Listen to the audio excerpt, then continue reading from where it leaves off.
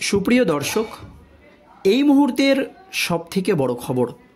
দর্শক, আপনারা সকলেই জানেন আর.জি. কর কাণ্ডে মহিলা চিকিৎসকের মৃত্যুর ঘটনায় রাজ্য রাজনীতি যখন একেবারে তোলপাড়, তখন আর.জি. কর কাণ্ডের প্রতিবাদে মহিলাদের রাত দখলের আন্দোলন।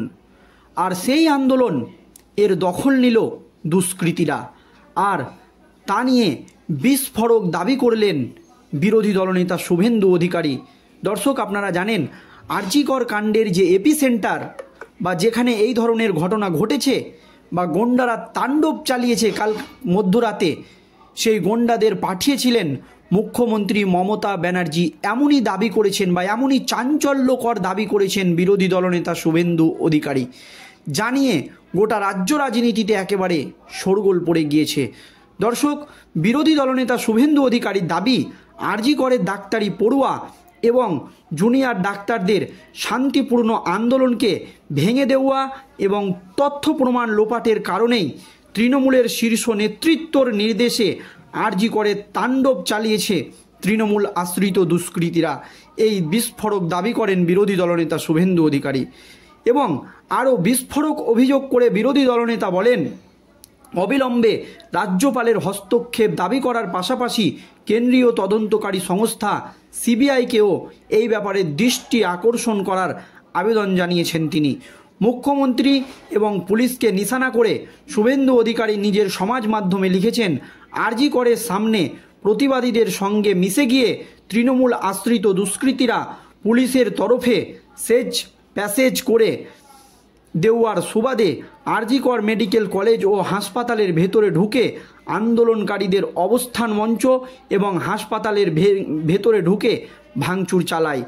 এই গোটা তাণ্ডবলীলা শাসক দলের পরিকল্পনা মাফিক করা হয়েছে বলে দাবি করেন শুভেন্দু অধিকারী। আর.জি. করের চিকিৎসককে খুন ও ধর্ষণ কাণ্ডে ইতিমধ্যেই তদন্তভার সিবিআইকে দিয়েছে হাইকোর্ট। তদন্তে সিবিআই যাতে কোনো তথ্য প্রমাণ না পায় তা লোপাট করার জন্যই পরিকল্পনা মাফিক তৃণমূল কংগ্রেসের তরফে এই গুন্ডামি ও হামলা চালানো হয়েছে। গোটা রাজ্য জুড়ে মহিলারা রাস্তায় নেমে প্রতিবাদ দেখিয়েছে। কেন শুধুমাত্র আর.জি. করেই অশান্তির ঘটনা ঘটল, এই প্রশ্ন তুলে সংবাদ মাধ্যমে শুভেন্দু অধিকারী আরও বলেন, রাজ্যপালকে অশান্তির ঘটনাস্থল পরিদর্শন করে তার হস্তক্ষেপ এর দাবি জানাচ্ছি। পাশাপাশি অবিলম্বে শান্তি ফেরাতে আর.জি. কর চত্বর জুড়ে কেন্দ্রীয় বাহিনী মোতায়েন করার পক্ষে জোর সওয়াল করেন বিরোধী দলনেতা শুভেন্দু অধিকারী। আর তার এই দাবিকে ঘিরেই দর্শক রাজ্য রাজনীতি একেবারে তোলপাড়। তবে এই নিয়ে মুখ খুলেছেন বিনোদ গোয়েল।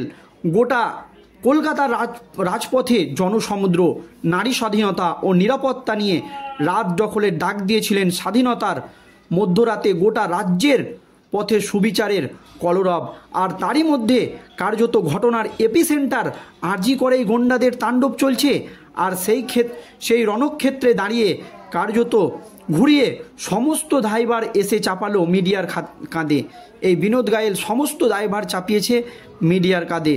আর তার দায় যিনি চাপালেন তিনি যে সে ব্যক্তি নন, তিনি কলকাতা পুলিশের পুলিশ কমিশনার বিনোদী গোয়েল। দর্শক, শান্তিপূর্ণ অরাজনৈতিক আন্দোলনের মধ্যরাত্রে আর.জি. কর জুড়ে চরম হিংসা এবং তাণ্ডবের ছবি।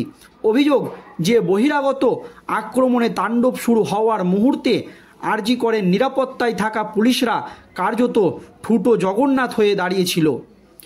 হসপিটাল চত্বরে এমার্জেন্সি বিভাগ সহ একাধিক বিল্ডিংয়ে কার্যত তাণ্ডবের ধ্বংসলীলা চালিয়েছিল বহিরাগতরা।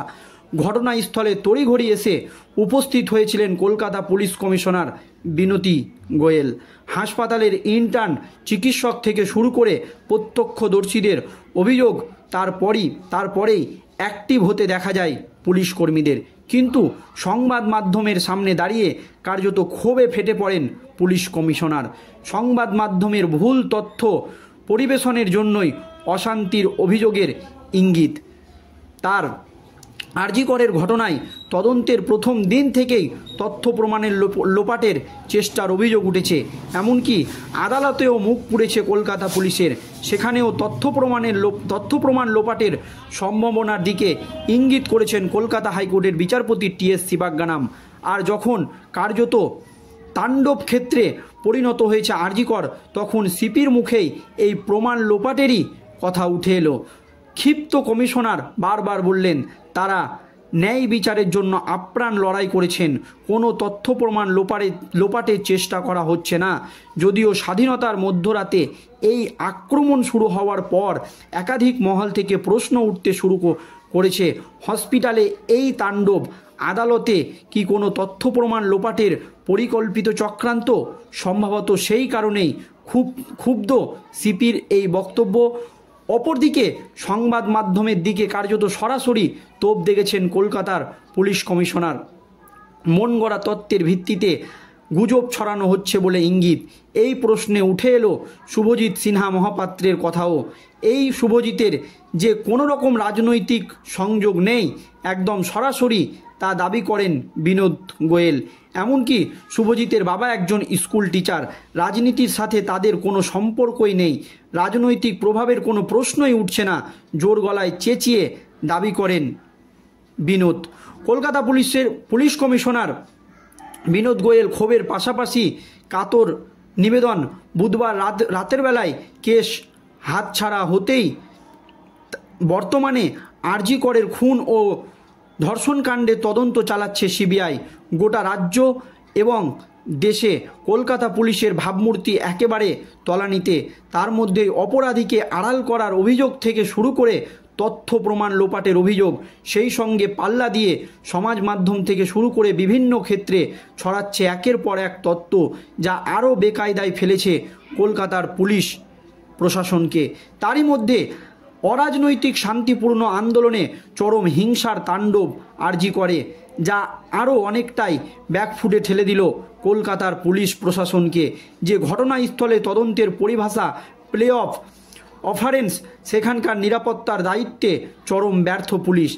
এক ব্যাকে সেটা স্বীকার করে নিচ্ছে সমস্ত মহল, কিন্তু তারই মধ্যে সবাইকে অবাক করে দিয়ে সংবাদ মাধ্যমের ওপরে দোষ চাপাচ্ছে কলকাতার পুলিশ কমিশনার। সরণিতে কালের মধ্যে যা কার্যত নজিরবিহীন বলেই মনে করা হচ্ছে। দফায় দফায় সংঘর্ষ চলার পর আপাতত শান্তি ফিরেছে আরজি কর সংলগ্ন বেলগাছিয়া চত্বরে। পুলিশ কমিশনারের দাবি, কলকাতায় এতগুলো জায়গা প্রোটেস্টেড রয়েছে, একমাত্র এই জায়গা ছাড়া কোথাও কোনো অশান্তির খবর নেই। কমিশনার আরও দাবি করেন, তাণ্ডব থামানোর জন্য তারা যথাসাধ্য চেষ্টা এবং লড়াই করেছেন। হঠাৎ করে তারা কোনো চরম পদক্ষেপ নিতে পারেন না, সেটাও মনে করিয়ে দিয়েছেন কলকাতা পুলিশ।